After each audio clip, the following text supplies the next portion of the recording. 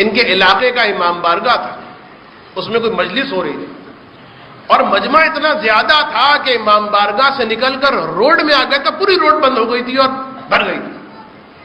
کہتے ہیں کہ میں وہاں سے گزرا، میں نے کسی سے پوچھا کہ کیا بات ہے، اتنا رش کیوں ہے آج؟ کہا اس لیے کہ مجلس ہو رہی۔ کہا کہ مجھے پتا ہے مجلس تو ہوتی لیکن اتنا رش؟ کہا ہاں آج خود حسین آئے ہوئے ہیں، آج حسین خود آئے ہوئے ہیں۔ اور یہ واقعہ کئی کتابوں میں نے پڑھا، کئی علماء نے اس کو نقل کیا کہ آج خود حسین آئے ہوئے۔ بس ایک مرتبہ جب میں نے یہ سنا تو میں نے دیکھا کہ آقا حسین ایک مقام پر بیٹھے ہوئے مجلس کے۔ میں مجمع کو چیرتا ہوا آگے بڑھا، حسین کے قریب پہنچا، میرے مولا نے مجھے شفقت کی نگاہ سے دیکھا اور کہا کہ اے محدث زادے کیا بات ہے، کچھ پریشان دکھائی دیتے ہو؟ کہا مولا کیا کروں،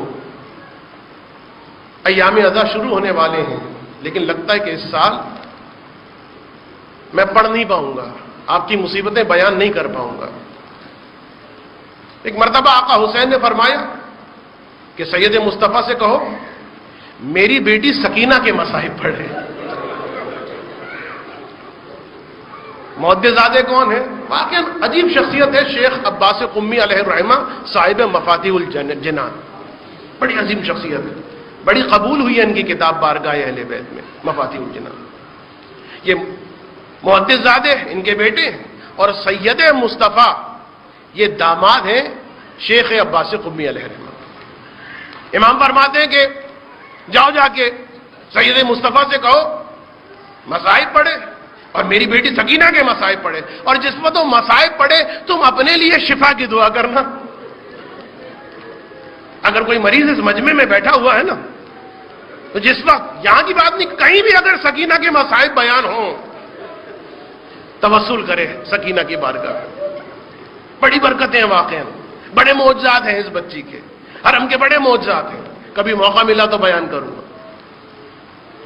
محدث زادے کہتے ہیں کہ میں اٹھ کے گیا سید مصطفیٰ کے پاس اور کہا کہ آقا حسین فرما رہے ہیں بلند ہو اور سکینہ کے مصائب پڑھو۔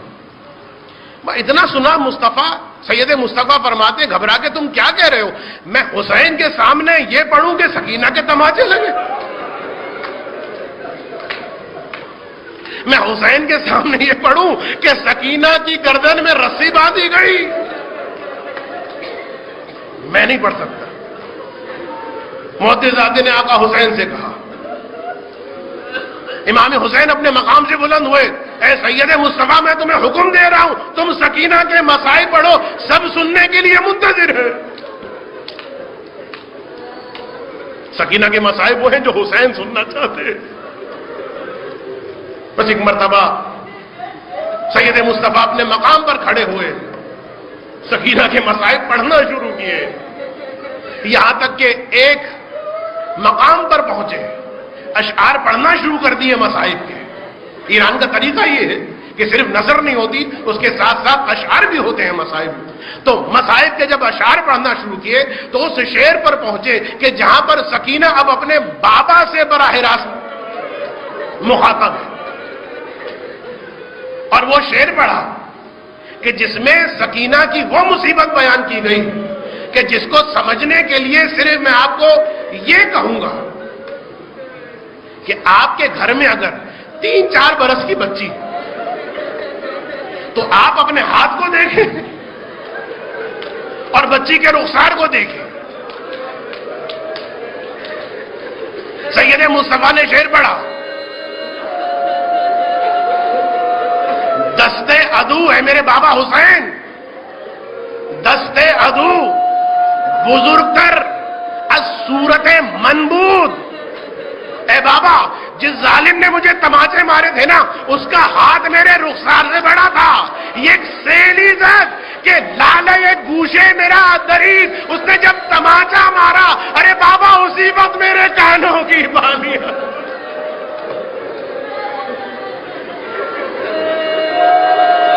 ایک سیلی زد کہ لالے گوشے میرا دریز۔ الا ولعنت اللہ علی قوم الظالمین۔